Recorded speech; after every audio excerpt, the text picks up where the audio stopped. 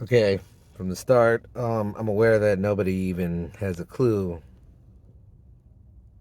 what my YouTube channel is or not. And that doesn't matter because I'm going to talk about XRP, which is everything. But I'm going to talk about sort of the uncomfortable, which is sort of the price of XRP. And people seem to have an uncomfortable habit of putting up high prices, such as like crypto airy or even bearable bull or Queen Solomon. But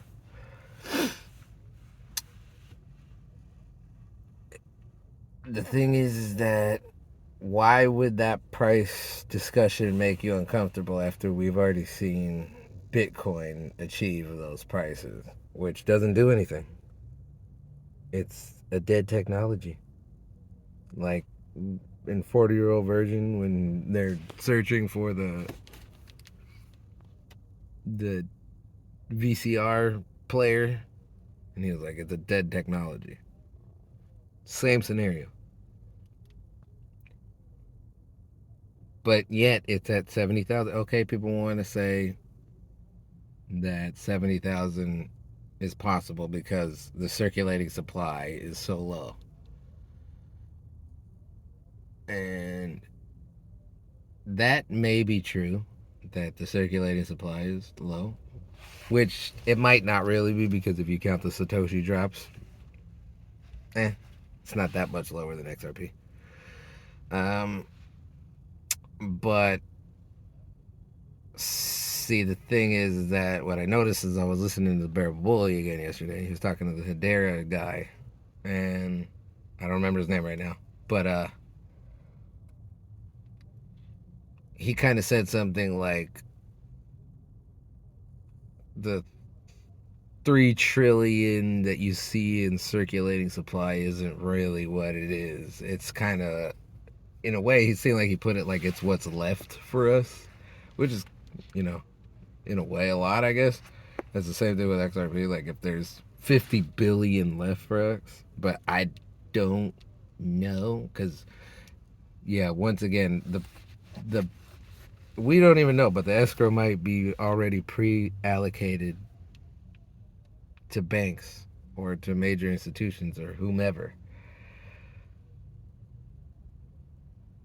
And so if that's, I guess what he was trying to say was that the circulating supply is almost um, it's just a that's a bullshit number that we see up there. But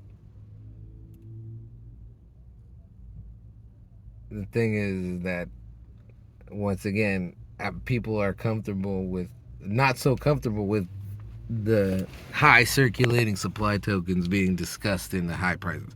People accept quant because they see it. You know, you're like, you see that it's at $400, or you see that it can be above it, and it's got a low circulating supply. And Bitcoin's the same thing. You know, Ethereum's not that low, but not, pretty low. I guess 400 million. But the only reason anybody's okay with all that crap is because it happened. But let's say in a scenario where XRP is pre-allocated and it is pr- pretty much owned by banks, and I know there's Matt Hamilton who will poke a lot of holes and stuff like that, but one thing I've never seen happen is David Schwartz say that the price can be low. He, if anything, he said that it has to be high, which he did say that, and he said it on multiple occasions. But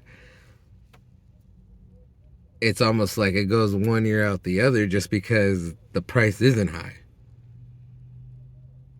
But why would it be high in the scenario that it's in right now? No, it's basically illegal, and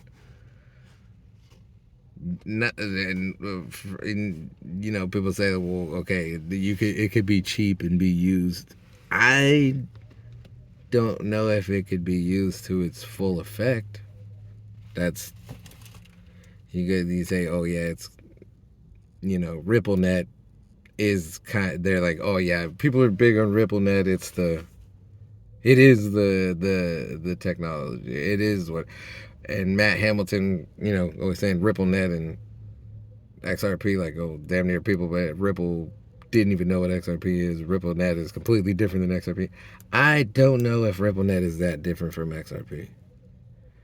RippleNet might actually be XRP. Like, what if RippleNet is just the name that they have to slap onto it? And you want to say, okay, once again, Matt Hamilton, a developer, he's the one who separated the two. But I don't understand what RippleNet would use other than XRP. Like, I mean, yeah, you can use other things to make those settlements, but what for? Why would you? Why would you not use XRP when it's faster, cheaper, more efficient, eco-friendly, it's green, it's a green token. Why would you not use it? It's a payment token. Why would they not use it for 50% of their transactions or their settlements or whatever? Or more. I mean, so what are we gonna? Just gonna choose something else. They're gonna be like, oh yeah, because we want to fuck over XRP holders and we just don't want them to their token to change price and be a stable token, which it should. I still can't. I don't even understand why it's in tandem with Bitcoin anymore. I don't get it. Fine, Bitcoin dominates the market. That doesn't mean XRP should be a cheap token. It should have been expensive already. Meaning, like, to me, it's that worth it. It's like, it seems to have everything set in stone, like legit, and where it's like, seems like everything looks good either to go or has already gone. But the token itself has not gone. And the only thing that I could say I would blame that on would be the circulating supply. But once again, I think that retail investors being the only ones like moving the price, like, which I don't think they can. I don't. I always think that it's majors that are making those little fake bull runs that happen that people think is real, and I don't understand why people think that the 4-year cycle thing is going to apply to every freaking. If literally, blockchain backer has been wrong for months because, like, back in November he said the XRP was looking like it was going to $11. It hasn't done it yet. So Fibonacci doesn't tell you the truth. It just takes guesses on every fucking aspect or every turnout that can happen. And then it's just like, oh yeah, well, there's this scenario if we go to the downside, right? If we go back up, I think that Bitcoin and really I think that it's a good, like, we might be out of the bottom, like we might be not at the bottom anymore. You see, hey everybody, the blockchain backer has got your back.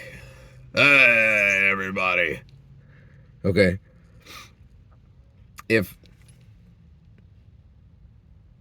that, so the charts, the TAs can be wrong. I mean, XRP might not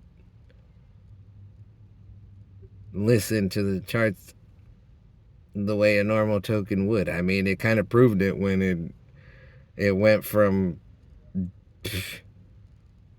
what, 1 cent at the time when it went up to its all-time high. It was 384 from a rumor that Coinbase was going to list it, and then the price just crashes. Everything about that is so total BS. And okay, yeah, you want to say, look, and this is for the Bitcoin people or whatever. I'm not going to insult their token because it did make them money.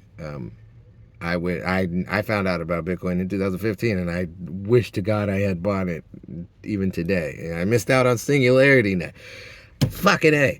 I knew about Singularity Net probably like a year ago, and it was 4 cents in December. I could have bought the bottom, and I fucked up my life again. Now I'm stuck there because because I forgot to buy Singularity Net, and I was mad at the Ethereum gas fees. Don't ever use your pride as judgment. I did the same thing with Shiba Inu. I had it before it like went up to whatever it did. It was like 0.0088 or whatever. I had it 5-6 months before that, and then I could have bought the bottom again, and then Shiba Inu could, right? And a joke token would have made me away from what people think is a healthy, normal life. But you know, I don't think that working 40 hours a week is how the elite view the world. They're kind of more like, fuck that. Let's let other people do that while we pay them less and eat the better crabs. And they'll get them later. They'll get them around Super Bowl time instead of December like we did. So there's that where elites don't want to do the shit that is supposedly regular to do, and we are trying to get there. And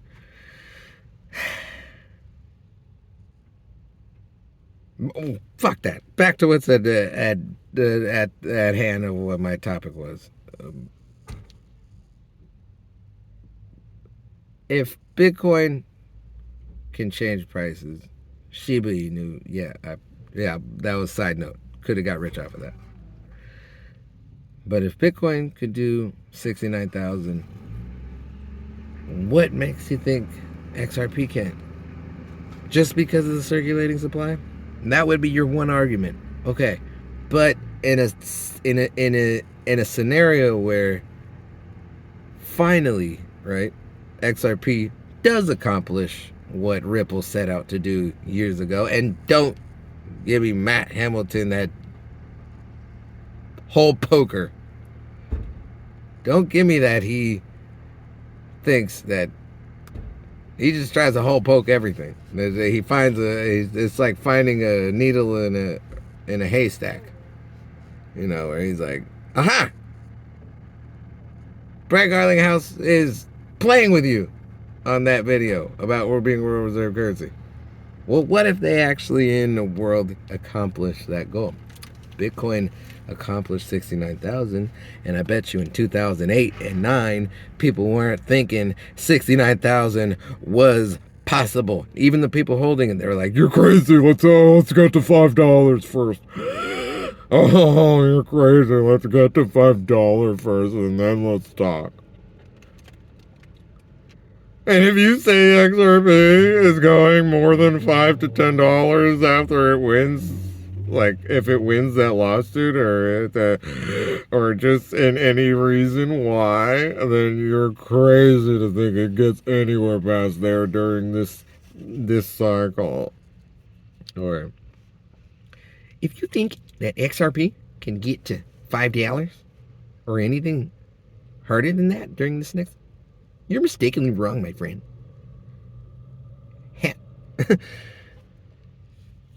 That's probably going to be wrong. We don't know. It might in one day, one moment, be wrong.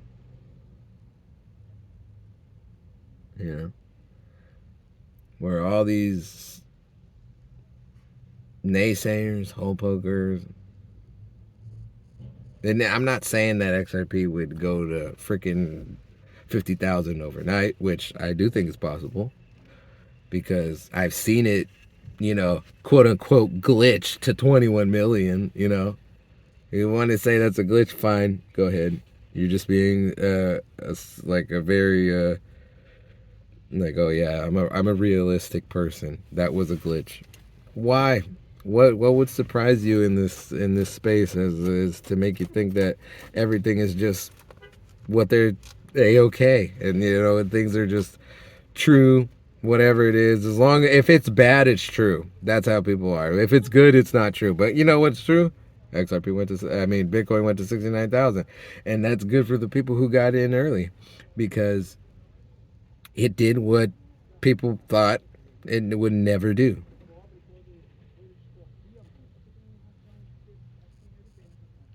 And that right there is always going to be the proof in everyone's face to say that if you think it's impossible, well, just start with Bitcoin. Just look at it. It's not a useful token, and somehow it's $69,000. And if useful tokens are a scam, then I like utility tokens. I don't know what the fuck is wrong with the world. If that's if they are, because the one that is truly a scam is actually Ethereum, and it's a utility token, and I can kind of see where it fits in the world. The only problem is that there's so much better smart contract platforms than Ethereum. XDC should be already be ahead of Ethereum, and I don't care about if it has some sort of public head start, because it shouldn't, because it existed after Ripple in the first place, and XRP. Or XRP. It existed after XRP, which it shouldn't have a head start for that reason. But they're so much better than Ethereum, and it's kind of a scam, but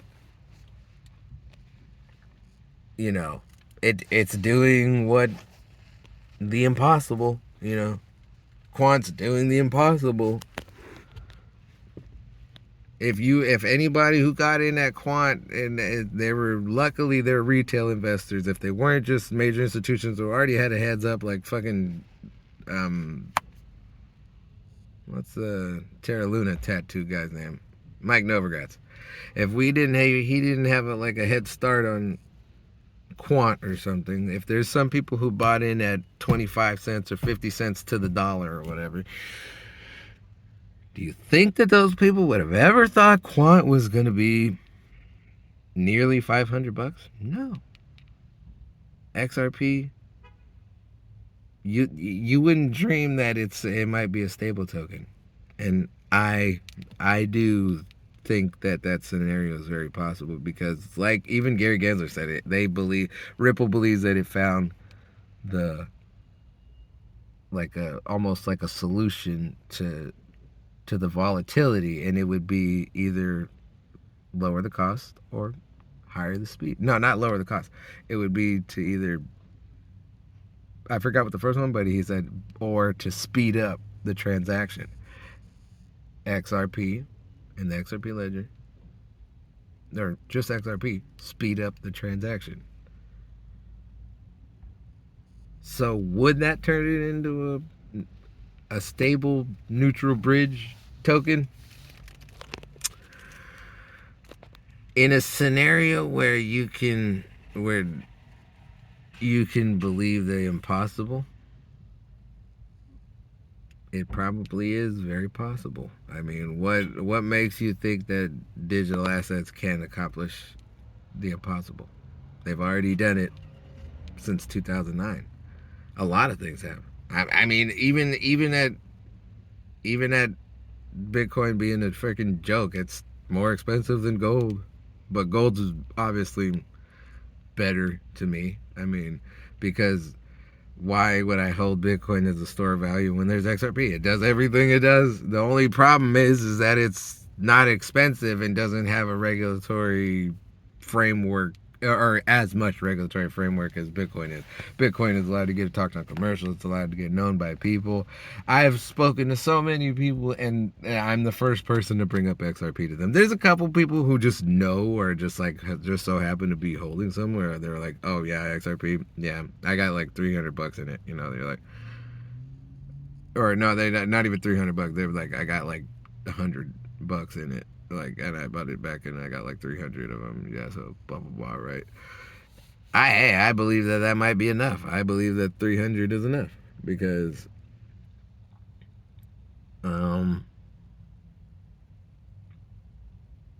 imagine having 300 Bitcoin right now. It's enough, and I don't care about the circulating supply. Utility versus speculative is a total different like world. It should have different standards. That if utility tokens should have different standards than speculative tokens. Bitcoin, Shiba Inu, Dogecoin, speculative tokens. Ethereum, that's a freaking prototype.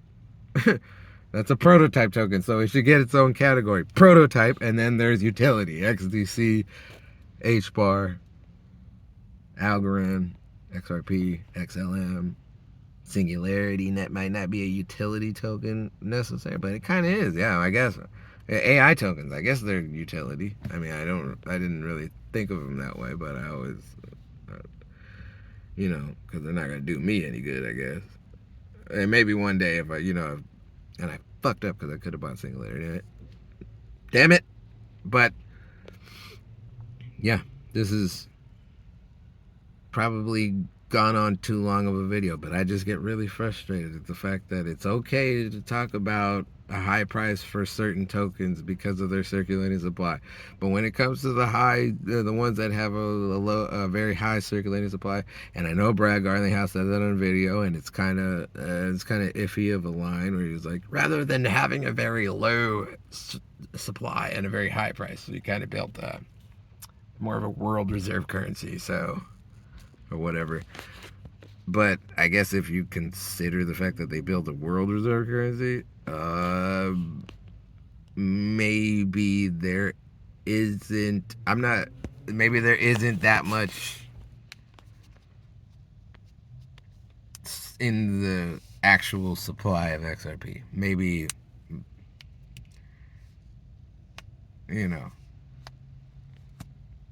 I'm not saying that it's not possible that maybe there's just too many tokens in circulation to keep it from getting high.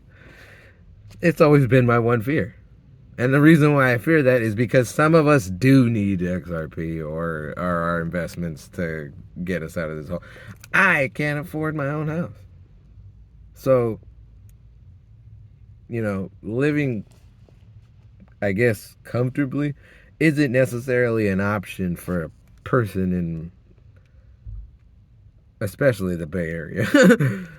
It's just not an option anymore. So, some of us do need our investments to really take off, and call it over-invested all you want. I would have over-invested in Bitcoin in 2009 if given the chance. I'm not saying I would refinance my house on it, but if you were to give me a chance to go back in time, and I was talking to the father, my dad, I call him the father, if I was talking to him, and because at the time he took a buyout of like $39,000 from the Chronicle, and then if he would have, we used it on our house that we eventually lost that same year. So he used it like $39K to keep the house. If I could go back in time and tell him over-invest in Bitcoin, believe God I would. And today, I believe in my investments. I'm not saying that I don't give a shit about that financial advice crap warning. That's just people being monetized. I would say that I would heavily overinvest in XRP, in my own opinion, because I got nothing to lose. That's just me. I'm in the boat of got nothing to lose. Been broke my whole life, and And it's one of those people where you're just like, God damn, this motherfucker is broke. Not like, you know, not the not the worst dirt poor, but every house we've lived in, and also can't I now can't afford my own home with the job I have. Um, we have lost the house to the bank or to a real estate agent who eventually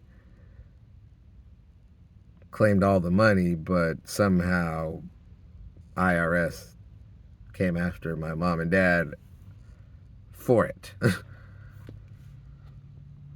And even though they didn't make a dollar, they thought I guess the IRS said you made money from it, and then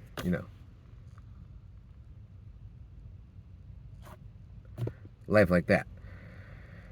But yeah, I do need XRP to be a different price, but I also do believe in it. Just like if I was in 2009 and I would have invested in Bitcoin, I would be like, I believe in Bitcoin. And it would have been harder to believe in Bitcoin because it's a little bit just not as many partners and this and that. There's no bank. There's no you want to say booty clapping for banks, whatever. It's not that. We're booty clapping for money. Change the narrative and think about our future because it can change in a second and the price